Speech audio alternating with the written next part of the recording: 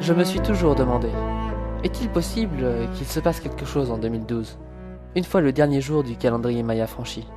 Je me revois demander à mon professeur de sciences et vie de la Terre, Monsieur, est-il possible qu'il se passe quelque chose en 2012? Vois-tu, François, ce que nous pouvons craindre le plus, c'est une vague de suicides engendrée par tous ces fanatiques. Mais l'explosion de la Terre ou un quelconque impact avec un astéroïde, ou même le Soleil, est complètement impossible. Bien que ton professeur de physique serait plus précis, j'estime la fin de l'humanité dans environ 10 millions d'années. Aujourd'hui, nous sommes le 12 décembre 2012, le dernier jour du calendrier Maya, et il ne se passe rien. Rien. Rien depuis une semaine. En fait, rien depuis la catastrophe. Les autorités avaient raison. Il ne se passera rien en 2012. Il ne se passera rien en 2012. Tout mouvement fanatique sera interdit sous peine d'enfermement. Le 12 décembre 2012 sera un jour ordinaire. 14 septembre. Professeur Loé von Brach, pouvez-vous nous expliquer ce qu'il s'est passé? Eh bien, il semblerait qu'un astéroïde ait percuté Pluton et aurait modifié sa trajectoire. Nous nous posons la question pour une éventualité de remise en place de Pluton dans notre système solaire. Les spécialistes observent ça de très près. 12 novembre. La Terre serait-elle menacée, professeur? Hélas oui, Pluton est entré en collision avec un énorme astéroïde qui se dirige vers nous. Les autorités demandent aux citoyens de garder leur calme. 22 novembre.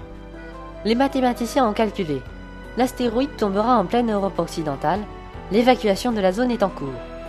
Tous les présidents du monde se sont réunis afin de tenter de trouver un moyen pour détruire cet astéroïde. Le président Barack Obama affirme que tous les moyens seront mis en œuvre. 30 novembre. La décision est tombée. Les dirigeants du monde vont envoyer toute leur puissance sur l'astéroïde. Selon les scientifiques, la probabilité de réussite est élevée et cette coalition mettra fin à ce danger. 5 décembre.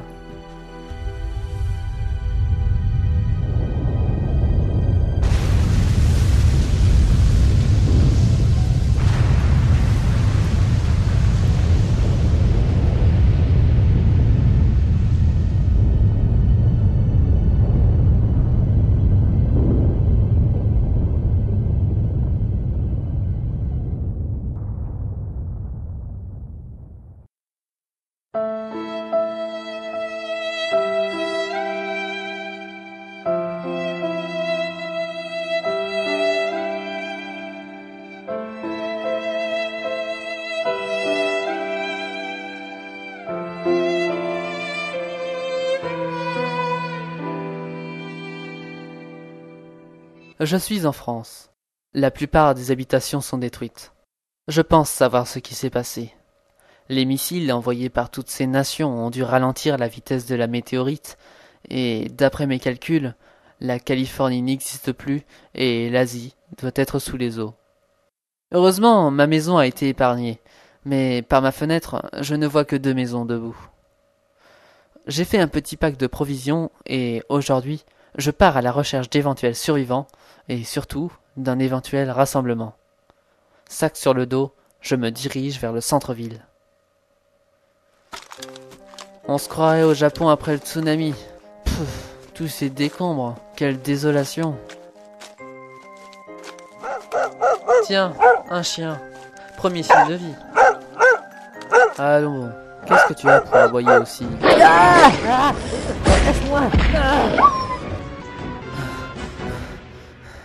Saloperie de chien! Qu'est-ce qu'il avait? Il a pas mangé depuis 3 jours ou quoi?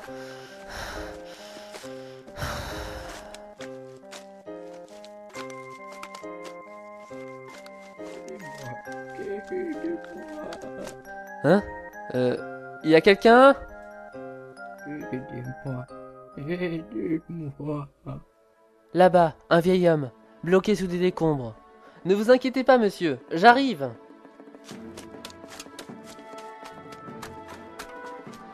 Ne bougez pas, monsieur, je vais retirer cette poutre. Machiavel Borgia! Les cannibales, nous sommes tous perdus! L'astrolabe tourne, tourbillonne! Du calme, vieil homme. Buvez cette eau, vous irez mieux. Merci, jeune homme.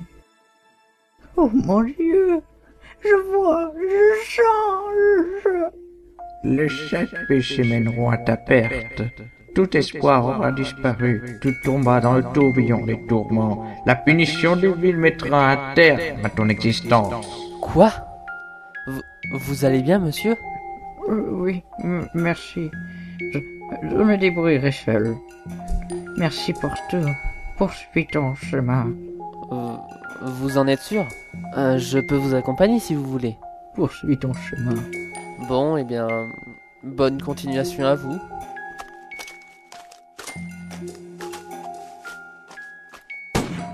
Quoi? Non, non! Non, monsieur, il n'était pas encore temps!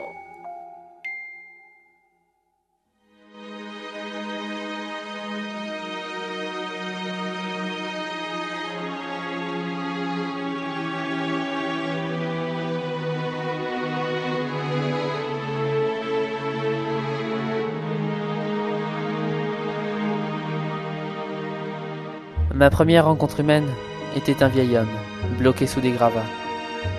Après avoir déliré, il a mis fin à ses jours. Mon espoir de retrouver des survivants diminue d'heure en heure.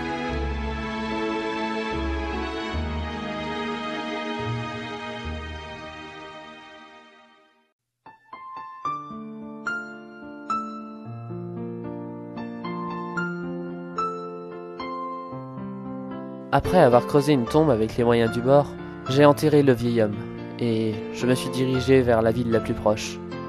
Au bout de 5 heures de marche, j'entre enfin dans la ville.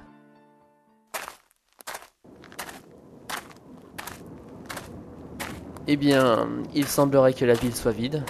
Est-ce qu'il y a quelqu'un? Le résultat n'est pas très étonnant, mais on peut toujours essayer. Tant que j'y suis, je devrais aller faire un tour au supermarché du coin. Vaut mieux faire plus de provisions que pas assez. Waouh, quelle chance! Il ne s'est pas effondré. Par contre, il semblerait que des personnes se soient servies avant moi. Quel désordre, hein?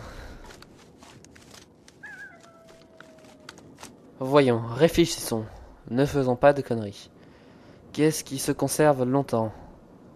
Les boîtes de conserve... L'eau... Ah, par contre, pas cette viande, hein. Personnellement, je n'apprécie pas trop la viande verte avec des petits trucs qui bougent dedans. Au moins, il y en a qui se font plaisir. Je vais donc prendre ça, ça aussi, une petite bouteille d'eau. Et ça devrait aller, hein. De toute façon, je passerai dans d'autres villes. Maintenant, il faut que je trouve un endroit où dormir. Il commence à se faire très tard.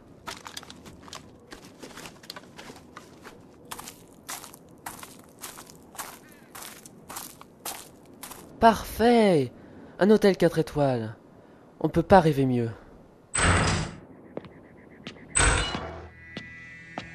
Ce n'est pas trop en mauvais état. Eh bien, je suppose que je n'aurai pas à m'enregistrer. Alors, les clés... Oh bah elles sont toutes là. C'est super. On va prendre... Allez, la 23.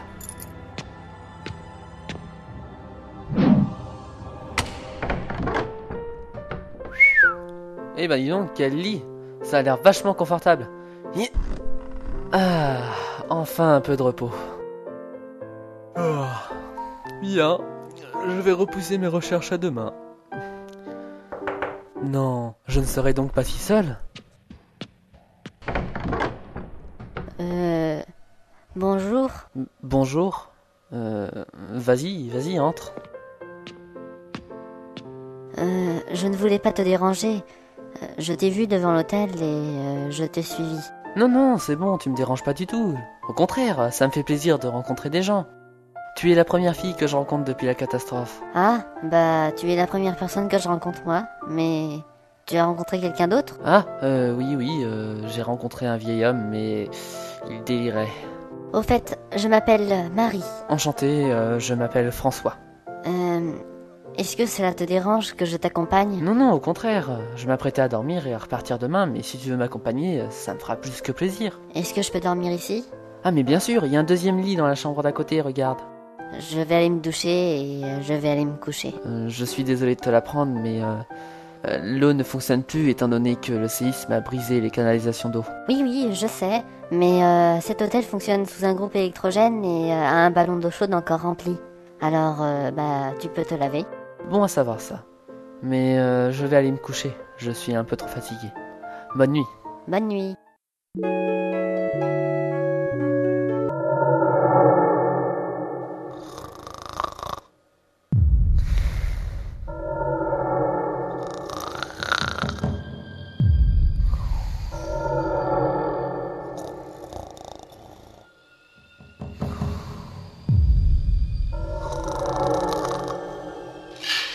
François, réveille-toi. Quoi? Ah, Marie, mais que fais-tu habillée comme ça? Rhabille-toi. Qu'est-ce que tu fais? Du calme, laisse-toi faire. L'humanité n'existe presque plus. Il faut repeupler la Terre. Quoi?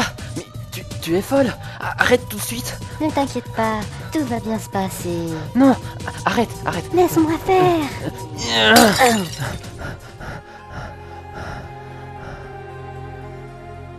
Après avoir assommé Marie avec un vase, je l'ai enfermée dans la chambre d'à côté. Le vieil homme, elle... Pour l'instant, mes seules rencontres étaient des timbrés. Mais que faire si toute la population est comme eux? Je ne pourrais donc plus rien faire. Cependant, il faut garder espoir.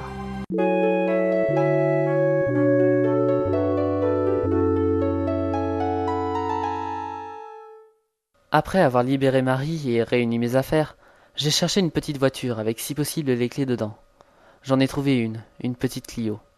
Certes, à 16 ans, on ne conduit pas très bien, mais grâce à mes quelques leçons de conduite et surtout le peu de circulation, on peut se débrouiller. Je me suis dirigé vers la grande ville la plus proche, mais malheureusement, vers midi, je suis tombé en panne d'essence dans un petit village. Bon, c'est cool, me revoilà sans moyen de locomotion. Procédons tout d'abord par un petit rituel. Est-ce qu'il y a quelqu'un? Ah, aujourd'hui c'est jour spécial, il n'y a pas d'écho. Bon, bah tant pis, hein. Je vais aller voir dans le bourg s'il y a des voitures.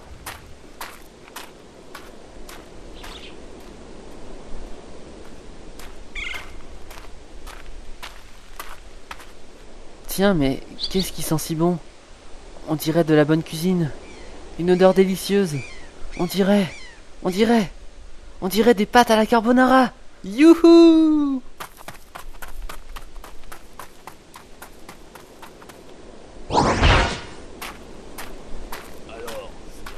Je commence à avoir faim, moi. Oui, prends-moi ton assiette. Mais dis-moi, tu n'avais pas Bonjour. Un un survivant. survivant? Je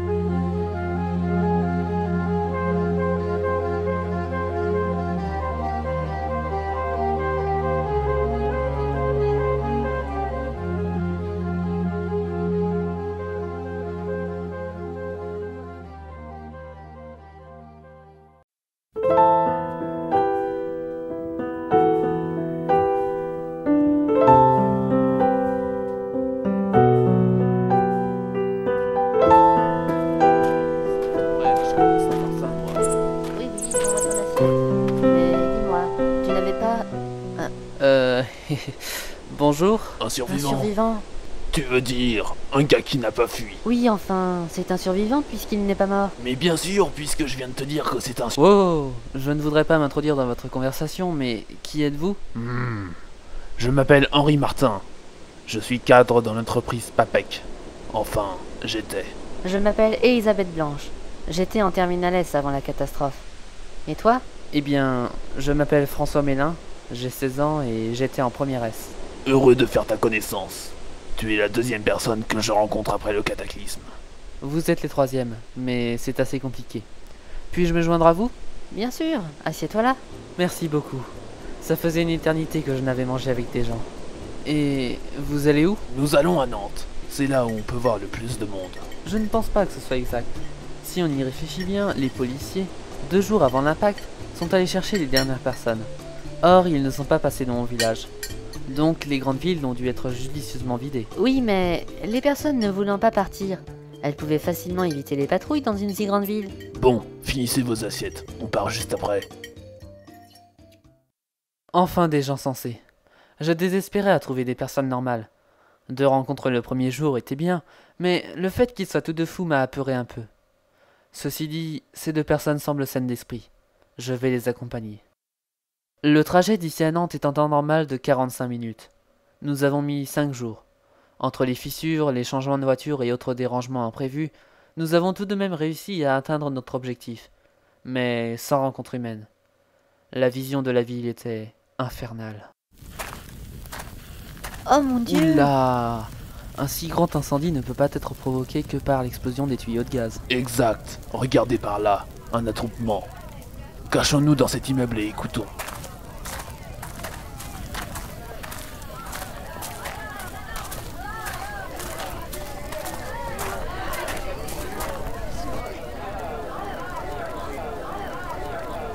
Un peu de silence, s'il vous plaît. Si vous êtes tous ici, c'est pour entendre la vérité sur ce qui s'est passé. Vous avez tous rencontré le prophète, un vieil homme, qui en échange d'aide vous a averti du danger. Nous avons tous eu ce même message. Cette catastrophe n'est pas une catastrophe, mais un signe divin. Il faut purifier ce monde de tous ses péchés. Venez tous, venez détruire toutes ces constructions bâties dans la corruption et par l'œuvre du malin. Suivez-moi mes frères, mettons cette ville souillée à feu et à cendre. Mais, qu'est-ce qu'il leur prend? Chut. Allons dans un appartement. Ça sera plus prudent. Sage décision. Suivez-moi. Finalement, nous quittâmes le quartier. Nous allâmes dans un endroit où nous ne risquerions pas de nous faire incendier pendant la nuit. J'ai une question à vous poser.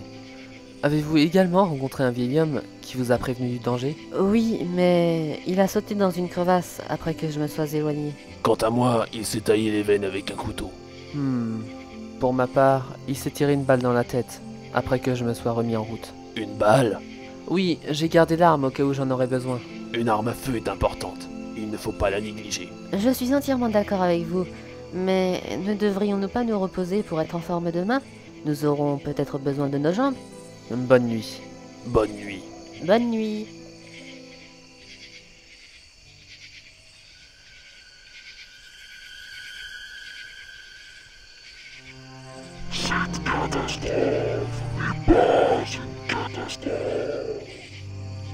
Cette catastrophe n'est pas une catastrophe, mais un signe divin.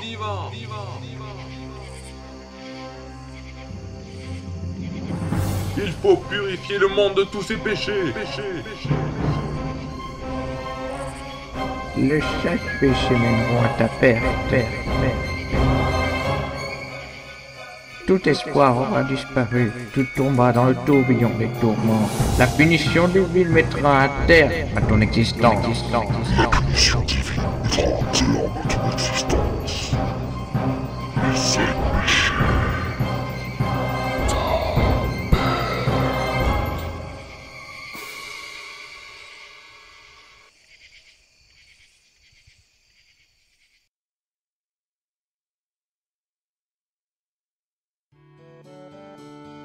François, réveille-toi. Il est temps de partir.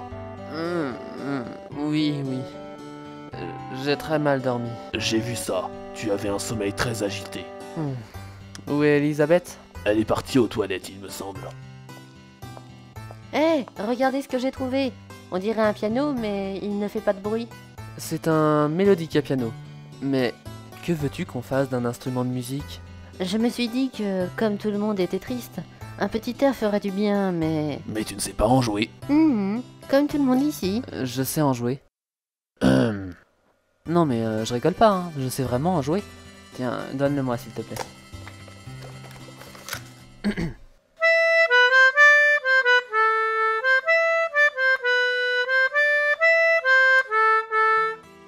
Quel son Bravo, étrange. même si ce n'est Bravo, pas vraiment merci. le moment d'y jouer.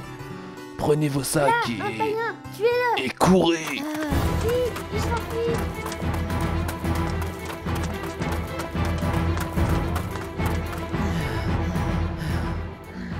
C'est bon, on les a semés. Il va falloir être plus prudent. Passe-moi ton revolver, je vais aller voir si on peut aller en face. Non, je ne préfère pas. Vous êtes en sécurité ici. Prête-moi ton arme. Et si jamais on ne les avait pas semés et qu'ils nous suivent, je serais bien heureux de pouvoir me défendre. Arrêtez de vous chamailler et décidez-vous. Il faut agir rapidement. Elle a raison. Passe devant, Henri. J'y vais. Tu aurais peut-être dû lui passer ton arme, non? Je ne crois pas avoir fait le mauvais choix. Là, le païen! Merde, non, non, laissez-moi, mes frères, je...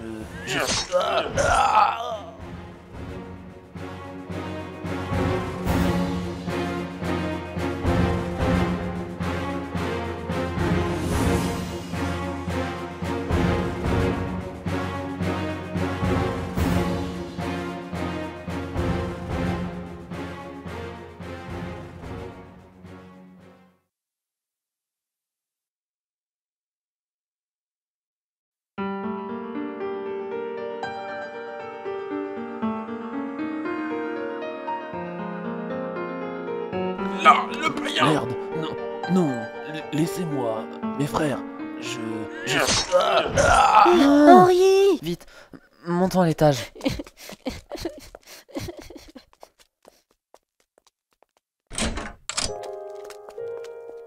Pourquoi? Pourquoi? À cause de toi, Henri est mort. Je suis désolé. J'aurais dû lui passer mon arme. Quel idiot je suis. Suivez-moi, j'ai vu d'autres traîtres qui montaient dans cet immeuble. Oh non, ils nous ont vus. Elisabeth, assez de lamentation. Remettons notre tristesse à plus tard. Il faut barricader la porte avec tout ce qu'on trouve. Déjà, cette armoire nous sera utile. Aide-moi à la déplacer. Ils sont derrière cette porte. Venez mes frères, enfonçons cette porte. Ça tient bon. Rajoutons des meubles en soutien. Ce lave-linge et ce frigo feront peut-être l'affaire. Bravo, allons-y. Au bout de 5 minutes, Elisabeth et moi avons barricadé la porte avec tout ce qu'il y avait dans la salle. J'espère qu'ils vont continuer d'essayer de passer par la porte. Pourquoi? Regarde en face. Ah, ok. La façade est tombée. Il suffit qu'ils montent à l'étage et qu'ils descendent avec une corde, et on est cuit. Cuit? J'espère qu'ils ne vont pas essayer de nous incendier. On est sacrément mal barrés.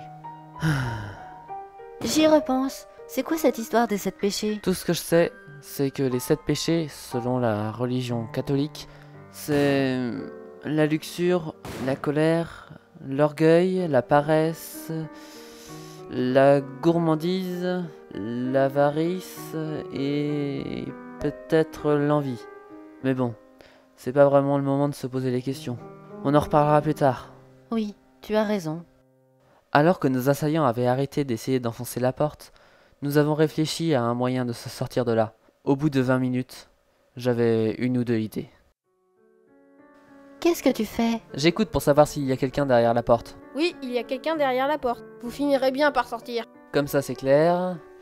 Dis-moi toi, tu as quel âge? 11, 12 ans? J'ai 13 ans. Oui, bien sûr, mais pourquoi est-ce que tu veux nous tuer? Parce que vous êtes des païens. Est-ce que tu sais ce que sont des païens? Oui, ce sont des ennemis. Des gens qui font n'importe quoi. Écoute, tu te fais manipuler par ces gens. Ils te veulent du mal. Ces personnes veulent nous tuer tous, toi y compris. Si tu nous laisses sortir, tu pourras venir avec nous et t'enfuir. Ils se servent de toi et te tueront ensuite. Oui, tu as raison. Hey Gaëtan, tu voudrais pas nous lâcher quand même? Allez viens, on va s'expliquer. Non, pitié, non. Ouf, désolé petit, je ne voulais vraiment pas te faire de mal. Tu n'étais pas forcément mauvais, désolé. Qu'est-ce qu'on va pouvoir faire? Effectivement, qu'est-ce qu'on peut faire? Il y a bien un moyen, mais il est risqué et ça m'étonnerait que tu en sois capable. Parce que toi tu peux. Oui, bien sûr. Alors, qu'est-ce que tu peux faire et moi pas? Regarde l'immeuble en face. En prenant de l'élan, je pourrais sauter d'ici et atterrir en face.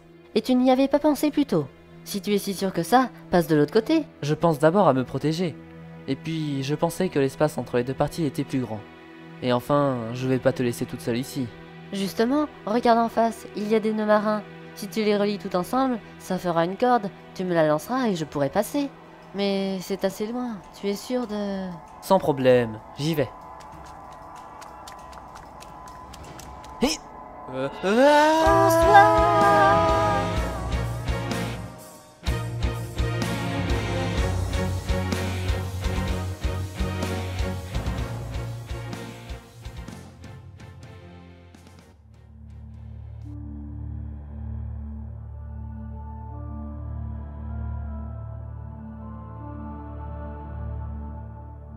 François Arthur Richard Melin, fils de Julie Isabelle Esmous, et de Martin Maurice Mélan. Hein? Qui est là? Où suis-je? Que se passe-t-il? Né le 28 août 1995 du calendrier chrétien. Qui me parle? Confirmez-vous votre identité? Oui, mais qui êtes-vous? Je suis ce que vous appelez un ange, mais nous nous appelons passeurs. Conformément à nos lois, vous avez le droit de me poser des questions autorisées par la charte numéro 42 durant un temps limité de 21 hurlas. Hurla? Mais qu'est-ce que c'est? Notre référentiel temporel. Où suis-je? Que se passe-t-il? Pourquoi tout est noir? Une seule question à la fois, s'il vous plaît. Vous êtes dans rien. Votre âme est en attente. Je vous communique télépathiquement depuis ce que vous pouvez appeler le paradis. Un lieu où tous les anges suivent les êtres vivants. Attendez. Que voulez-vous dire par dans rien? Vous êtes une simple pensée. Autour de vous, il n'y a aucune odeur, aucune chaleur, aucune matière, aucune couleur, aucun son. Bref, rien. Je suis mort? Non, ou du moins pas votre âme. Vous avez juste perdu votre corps. En temps normal, vous n'auriez pas eu à rester ici, mais le 5e recommencement est en place. Le 5e recommencement? Mais qu'est-ce que c'est? Question interdite. Je ne peux pas vous dire ce qu'est véritablement un recommencement, mais je vais vous en expliquer une partie. Les passeurs sont en quête de créer un monde idéal, où les êtres humains seront parfaits. Nous insulfons la vie à des milliards de créatures sur la Terre. Au bout d'un certain temps, l'espèce la plus intelligente bénéficie d'âme. Ceux-ci se nommeront humains, instinctivement. Au précédent recommencement, les humains ressemblaient physiquement à ce que vous appelez pieuvres. Lorsque les humains sont suffisamment intelligents, un passeur messager prend la place d'une âme humaine.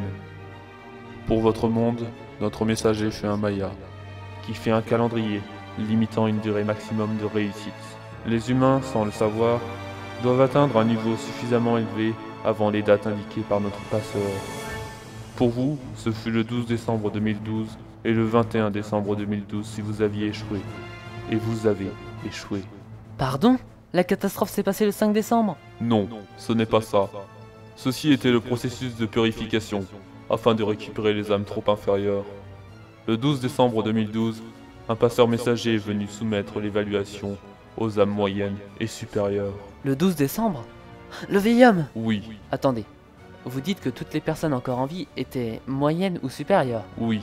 Le gourou et sa secte dans Nantes, ils seraient donc... Non et oui. Je vois quelle est votre question. Ils étaient en bas de la catégorie moyenne et sont descendus au rang inférieur. Nous les purifierons plus tard.